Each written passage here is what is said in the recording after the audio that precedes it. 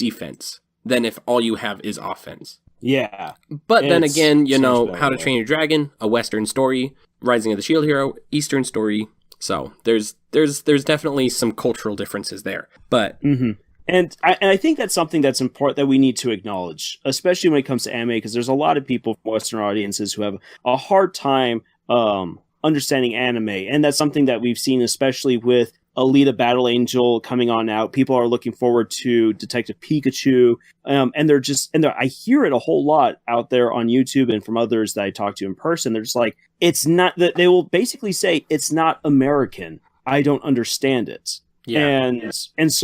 And so please do at least a little bit of research, or just a little bit of trying to get yourself introduced to some of these stories, like what kind of culture wrote them, because it's one of the things that makes it so fascinating is to see how other cultures write stories. But that's also that's another rant for another time. Yes, very much so. Do you have anything else that you think really sets the Rising of the Shield Hero apart from many other isekai? Another point that I really enjoy about Rising of the Shield Hero is just the way it kind of handles, like, I guess you could say edgy characters, or like, how do I explain this? Like, you have Sword Art Online, which just has Kirito, who's this like super broody piece of Lord. Yes, oh totally so, yeah. And then on the other hand, you have Nafumi, who it makes sense that he's so broody and he's so like down in the dumps. And we talked about this earlier before we started recording, but like his kind of rise out of that slump comes a little too fast for our taste. But like the story does a great job at showing like he's had some problems. Like, he is completely justified in his broodiness. Like, it makes sense in the story, whereas something like Sword Art Online, not so much. Yeah. He's just broody to be broody. Yeah. I'm broody because I'm a loner. It's like, oh no. I'm a beater. Excuse me, what do you beat? Eggs? Your meat? Please go ahead and eat my eggs. Yeah. Tenderize it for me, please. Tenderize your meat. Yeah, and it's something I want to touch on as well. I mean, there's the whole controversy wrapped up around the very first episode and whatnot, but it does a great job of setting the stage for why the Shield Hero is looked down on. And one of the things I do like that's super consistent up until this point is that a lot of people who now look to him as a hero, most of them don't even identify him with the hated Shield Hero. They call him like the savior of like the special bird or whatever. The sacred bird, or I can't remember. Exactly, the savior of the sacred bird.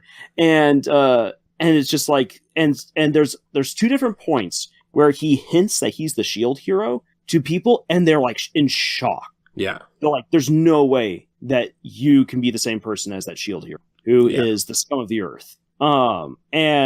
And that's something that is a consistency that I really like. But once again, you and I both agree that him basically coming out of his terrible slump by the end of episode 4, I mean, I feel like it should have gone on longer, and especially in light of the events of episode 8, when he starts really unlocking the curse of the shield, it didn't feel quite as earned. Episode 4 sets up how that curse can be unlocked, but when it starts getting unlocked, it didn't feel like it had the same emotional gravity as episode 4 did, when Nafumi is literally being betrayed by everyone that he just helped rescue, and the injustice of Raftalia being silenced right before him, and the whole pretense and setup to make it look like even she is betraying him was so beautifully done that I'm like, wow, I know that this is contrived, but I can see this happening. Yeah. And so episode 4 was fantastic. Episode 8, unfortunately, just did not carry the same emotional weight when the curse reappeared.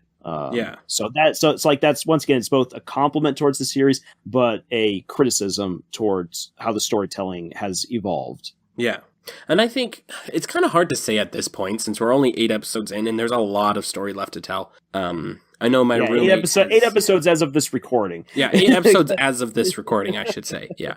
Yeah. I know my roommate has read most of the novels at this point, and he like thoroughly enjoys the writing. And so I'm really looking forward to how the story continues at this point, especially since I have a feeling that there's going to be a lot more kind of coming up that he's going to have to sift through. Mm-hmm. And so I look forward to that. I really enjoy how the Rising of the Shield Hero takes the dark fantasy genre and makes it fun. One of the things that's really easy to do with dark fantasy is to either turn it into essentially a variation of erotica like Game of Thrones, or maybe even on the verge of torture porn, as you kind of get from time to time in Overlord. But with so far with Rising of the Shield Hero, it instead is delivering a very good, gritty story of a guy who must rise to be a hero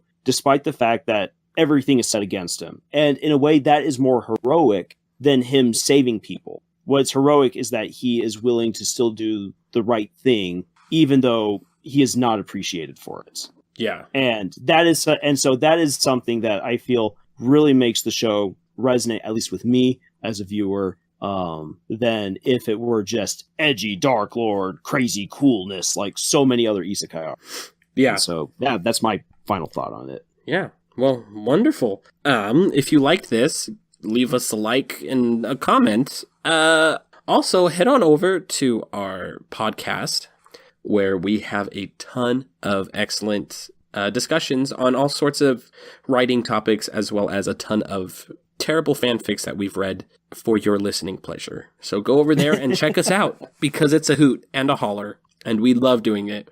Head on over to our subreddit, where we have all sorts of discussions you can take part in. If you are at all interested in novice writing, please join us. We know how hard it is to not have a writing group, and so we created Camille's Harem as a novice writing community. So please join us in that community, and we're here to help. Exactly. So please do not hesitate at all to reach out to us if you want any kind of writing advice or motivation to write your own stories. Please comment in the comment section or reach out to us at our subreddit. Also, feel free to tweet at us at Camille's Harem. We would love to communicate with you that way as well. And maybe if you don't feel quite so much like reaching out to us directly, go on over to our Pinterest page. Camille has done a whole lot of work to gather some really great writing advice and writing exercises that will really help you out if you feel stumped or if you want to improve your technique in any kind of way. She has done a phenomenal job of collecting a whole bunch of great advice. So our Pinterest page, the link to it is down in the description box, as well as a link to our own Tumblr and other stories that we have. Why? Well, you know what? Sometimes looking at art or looking at other people's stories gives you kind of that inspiration to move on. And we also like to catalog our own journey as novice writers. And that might be something that once again gives you inspiration, or at least gives you a good laugh looking at some of the stuff. Because that's also another thing. Like in the journey of disappointments, sometimes with writing, you gotta just laugh. And that's something that we, like, as you've heard with us, we've been laughing, especially when you go on over to our podcast and you check us on out there. We're always laughing. And that's the way it should be when you're writing. So come and laugh with us. Writing's an adventure, and it's more fun with friends. And exactly. You, dear listeners, are our friends. Yes, you are. And with that being said, we hope to see you either reaching out to us, or we will see you in the next video. And until then, tschüss.